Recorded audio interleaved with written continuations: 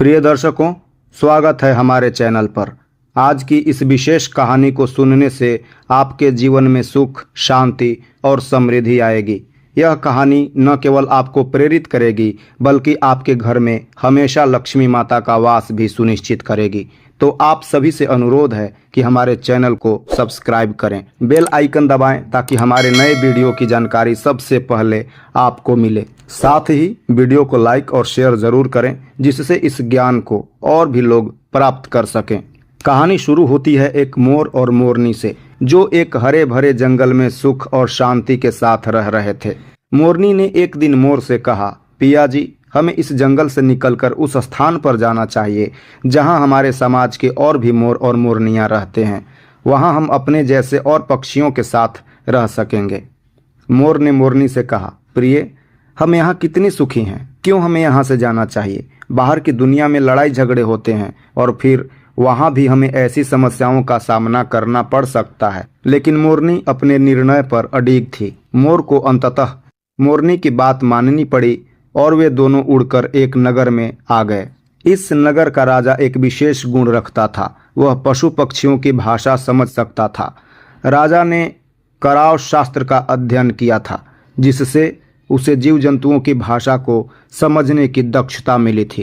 एक दिन राजा ने अपनी रानी से भोजन मांगा। रानी ने राजा के लिए 36 प्रकार के व्यंजन तैयार किए। जब रानी राजा के पास भोजन लेकर आई तो अचानक एक चावल का दाना जमीन पर गिर गया। वहां पास ही एक चींटी घूम रही थी जिसने उस चावल के टुकड़े को उठा लिया। उसी समय एक चींटा वहां आ गया और चींटी से कहा, प्रिय, यह चावल का टुकड़ा मुझे दे दो और तुम राजा की थाली से दूसरा टुकड़ा लेकर आओ।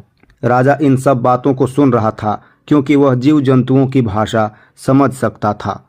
चींटी ने चींटे से कहा, नहीं, मैं यह चावल का टुकड़ा नहीं छोड़ सकती। राजा अगर यह देख लेगा तो मुझे मार देगा।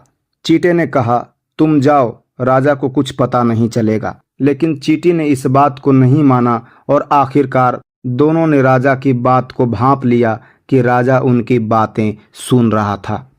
चींटा और चींटी डर गए कि अगर राजा ने यह बात किसी और को बताई तो वे दोनों मारे जा सकते हैं। राजा यह सब सुनकर हंसने लगा। रानी ने जब राजा को हंसते देखा तो उसने सोचा कि शायद उसने कोई गलती की है।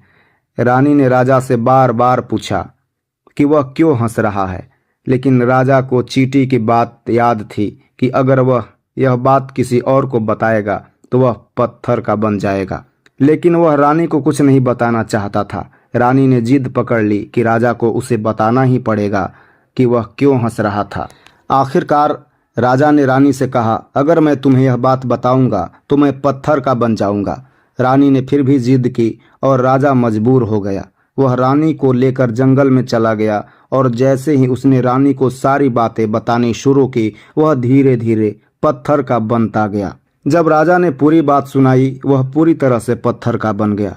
रानी इसे देखकर फूट फूट कर रोने लगी और उसने कई जीव जंतुओं से सहायता की गुहार लगाई, लेकिन कोई उसे मदद नहीं कर पाया।